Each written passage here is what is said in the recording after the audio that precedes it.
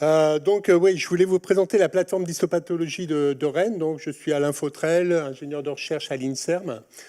Et cette plateforme donc, est une plateforme qui est ISO 9001, qui est de l'Université de Rennes 1, gérée par Biocide, donc une UMS INSERM CNRS, qui appartient au réseau Biogène Ouest et au réseau Ibiza.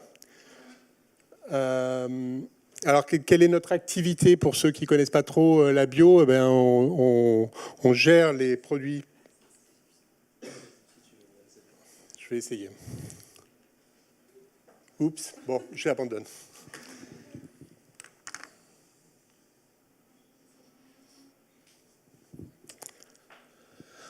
Donc, on gère des produits biologiques.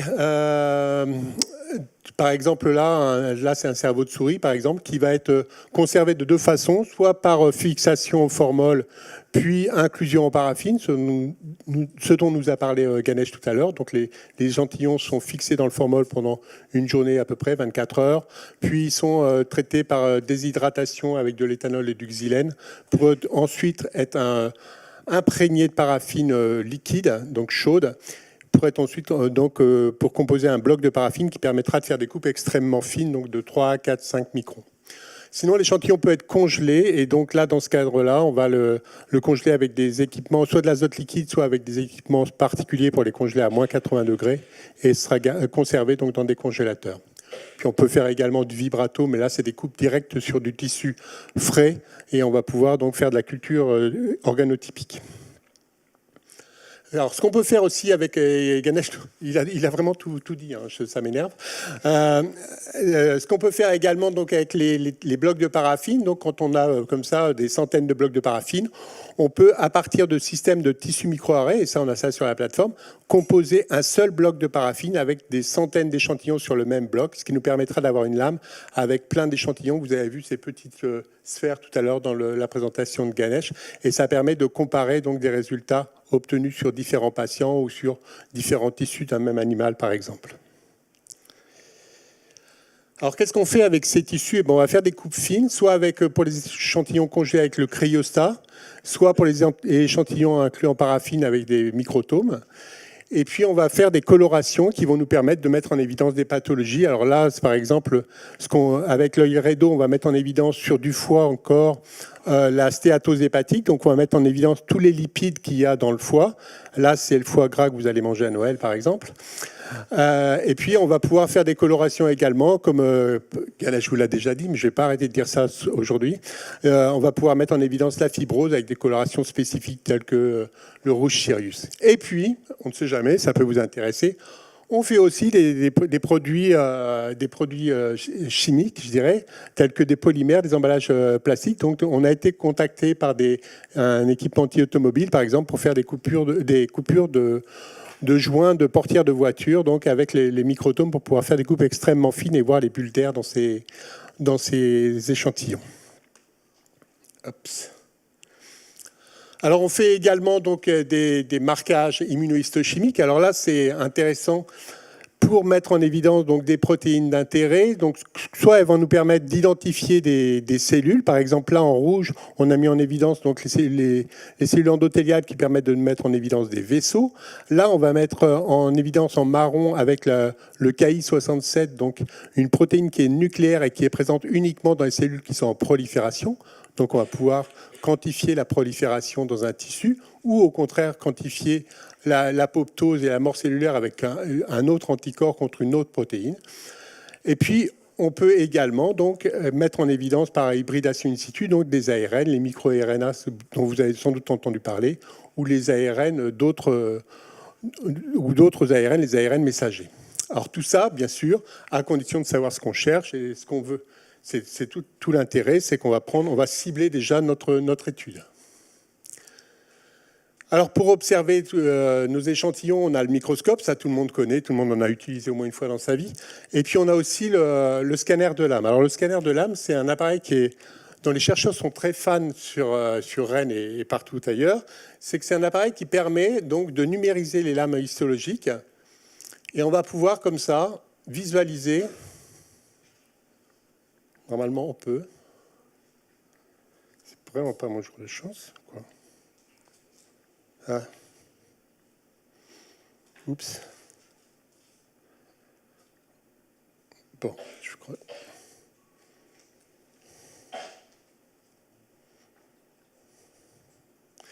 Bon, je vais laisser tomber, tant pis. Je voulais vous montrer une lame scannée. Mais non, je ne l'aurai pas.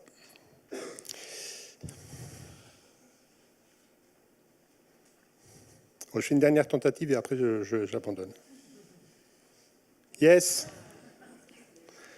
Donc voilà, l'intérêt de la lame scannée, c'est ça. C'est qu'on va pouvoir visualiser, donc sur votre PC, vous allez pouvoir visualiser la lame de microscope qui a été faite sur, enfin la lame de verre sur laquelle on a fait des immunomarquages ou des colorations, et vous la voyez comme ça. Alors vous me dites, et alors quoi? Bah, et alors c'est quand même intéressant parce qu'on va pouvoir repérer une zone d'intérêt, par exemple ici, et aller voir par exemple un marquage cellulaire bien particulier. Ici c'est un pancréas par exemple, on va voir le marquage au glucagon en vert, on va pouvoir voir les CD3 et CD8 sont certains lymphocytes avec des colorations particulières. Donc on peut faire des multimarquages et après chez vous, vous pouvez faire les photos au grossissement que vous voulez et vous avez une qualité de microscope.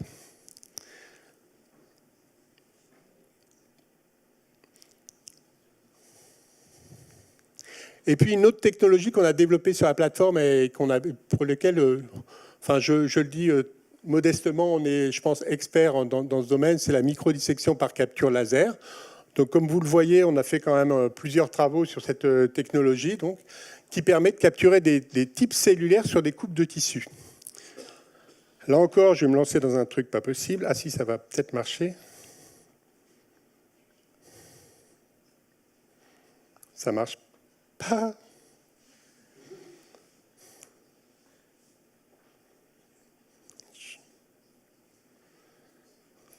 Qui est-ce qui m'a dit que j'allais faire gagner du temps? Bon, je laisse tomber. Hein. Poisse. Bon, tant pis. Donc, la vidéo aurait été très parlante, mais bon, le principe, c'est le suivant. Donc, on a une coupe de tissu. Et à partir de cette coupe de tissu, on va repérer ce qui nous intéresse. On va dessiner la partie qui nous intéresse. On va dessiner, par exemple, ici, le stroma. Et avec un laser UV, on va découper ce stroma et avec un laser infrarouge, on va le coller sur un capuchon et on va pouvoir comme ça le récupérer. Donc là, on voit après capture, on voit le stroma qui a été découpé et qui a été récupéré comme ça. Ceci dit, ça nous permet de récupérer par exemple des cellules tumorales par rapport à des non tumorales et on va pouvoir après, donc à partir de ces captures, faire extraire les ARN messagers, faire de la transcriptomique, définir, mettre en évidence, là dans le cas présent, c'était une étude sur le cholangiocarcinome, donc là encore un cancer du foie. On va pouvoir mettre en évidence des biomarqueurs potentiels de l'agressivité tumorale. Et une fois qu'on a mis en évidence ces biomarqueurs potentiels, on va aller sur le tissu microarray dont je vous ai parlé tout à l'heure, vérifier si les protéines correspondant à ces ARN surexprimés dans les cas d'agressivité tumorale sont réellement surexprimés dans le cholangiocarcinome. Donc on fait une boucle comme ça sur la plateforme d'histopathologie et on va comme ça mettre en évidence donc, des biomarqueurs qui peuvent être très intéressants en clinique après. Pour vous montrer la puissance de cette technologie, donc on a fait une étude aussi avec l'INRA donc sur des branchies de truites, où là c'était un chercheur qui s'intéressait à l'acclimatation des poissons qui passent d'eau douce en eau de mer. Et donc pour cela, donc, le poisson doit s'acclimater au changement de pression osmotique, et donc ce sont les ionocytes dans les branchies qui sont impliqués. Donc on les a mis en évidence avec des anticorps spécifiques, donc spécifiquement exprimés dans ces cellules. Et après, par microdissection laser, on a capturé ces cellules une à une. Comme ça, on a capturé 400 cellules par branchie et on a fait de la transcriptomique et pu mettre en évidence donc, des gènes qui étaient surexprimés en cas de lorsque le poisson vit en eau douce par rapport à l'eau de mer, etc. Et puis, tout récemment, on s'est équipé d'un nouvel automate d'immunohistochimie. Et maintenant, on est capable de faire jusqu'à 6 couleurs en fluorescence. Ça veut dire qu'on va mettre en évidence 6 protéines différentes. Donc, ça peut être 6 cellules différentes, 6 niveaux d'inflammation ou autres qui vont être mis en évidence. Donc, c'est vraiment une grosse avancée. C'est très à la mode en ce moment dans le milieu de l'histopathologie. Et même maintenant, en fond clair, on arrive là, ces photos viennent du labo, hein. Au niveau de la plateforme, on arrive à mettre 4 couleurs en évidence, donc pour mettre en évidence 4 protéines différentes par immunohistochimie. Alors là, je vous ai montré que sur la plateforme, on était vraiment expert au niveau de l'étude du tissu. Et puis à un moment donné, j'ai décidé de me jeter dans le vide et je me suis mis à la spectroscopie Raman. Et je n'y connaissais absolument rien étant biologiste.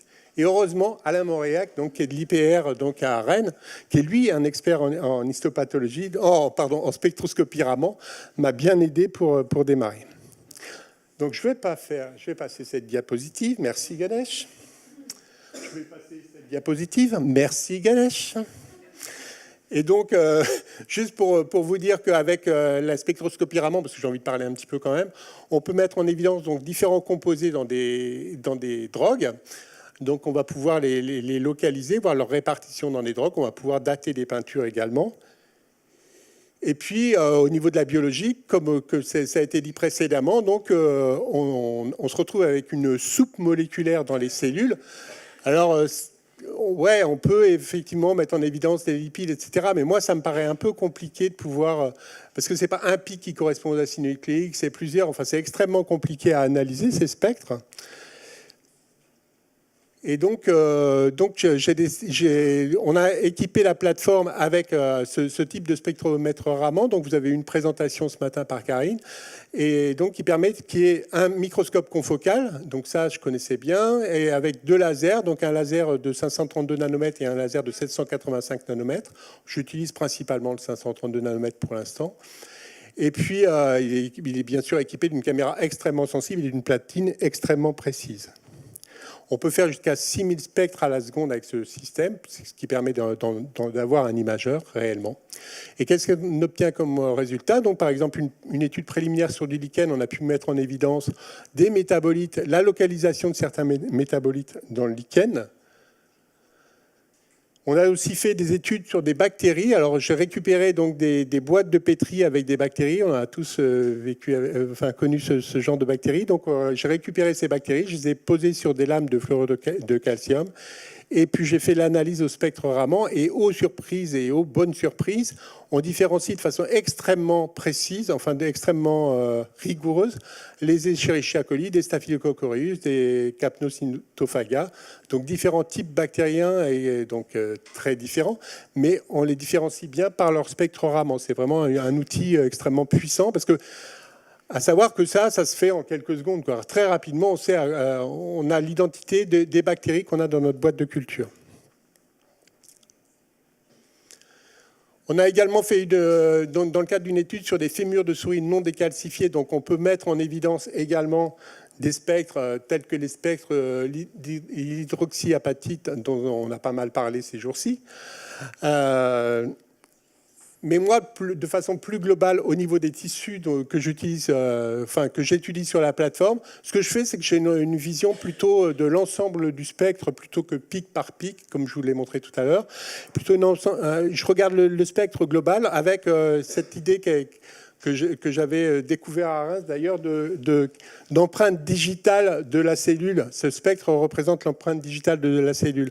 Et donc, si on regarde là, par exemple, le cancer du sein, où on voit, donc on reconnaît la fibrose, le collagène, là encore, pareil, ce que montrait Ganesh tout à l'heure, mais c'est en infrarouge, là c'est en Raman, on voit le collagène, qui est ici avec la coloration hémalin et osine.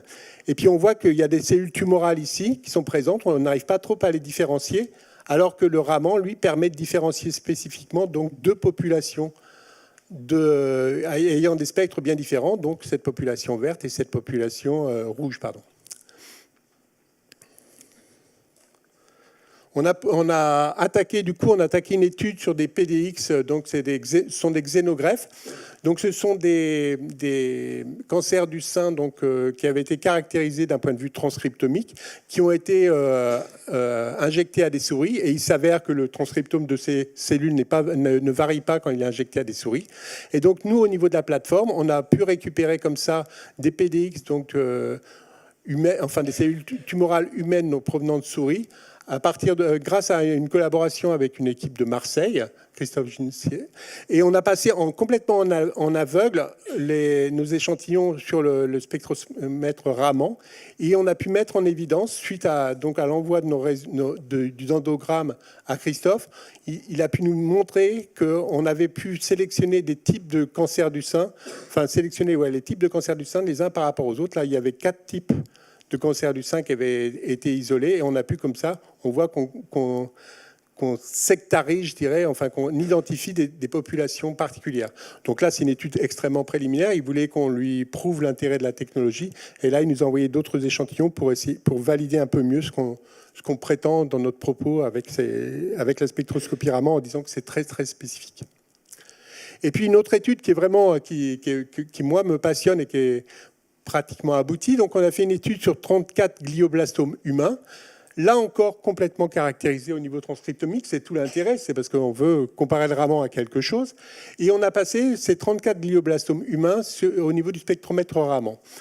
On a fait une analyse discriminante après, parce qu'on s'est aperçu quand même qu'on avait des spectres qui étaient vraiment différents d'un cas à l'autre.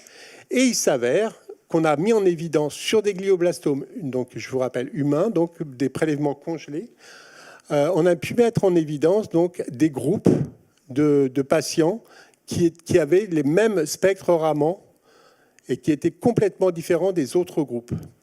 Et ça, actuellement, donc, c'est entre les mains de biostatisticiens donc, qui vont essayer de faire la corrélation entre nos résultats, donc les groupes qu'on a pu définir, et puis l'expression de gènes. Et j'avoue que je suis vraiment impatient de récupérer ces résultats.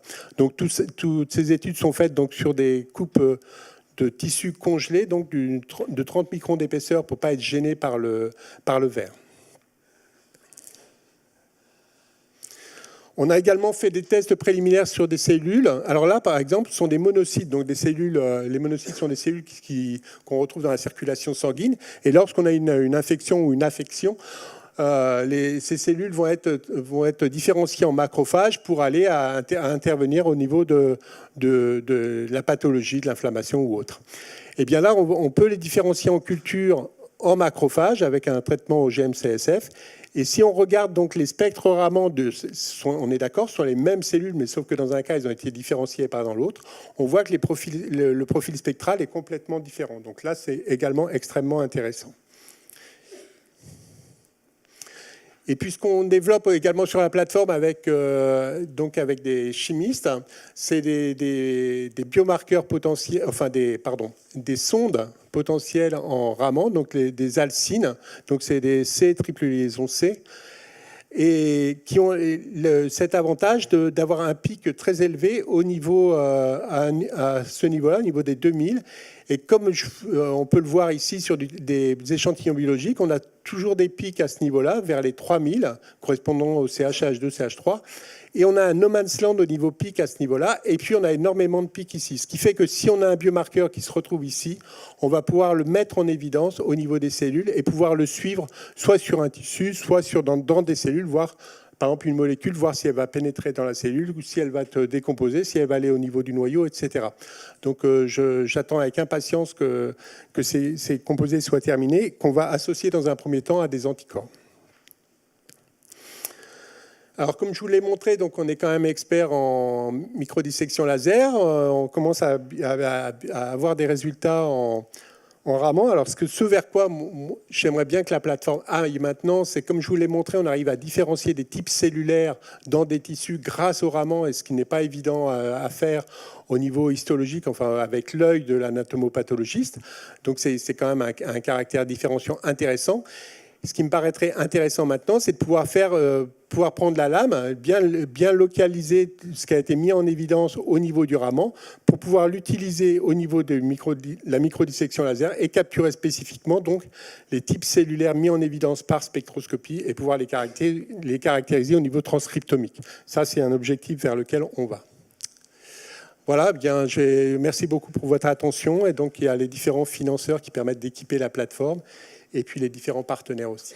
Et puis voilà l'équipe du laboratoire, donc Roselyne, Pascal, Marine et Gevorg. Et puis, je ne vais pas oublier Alain Mauriac, bien sûr.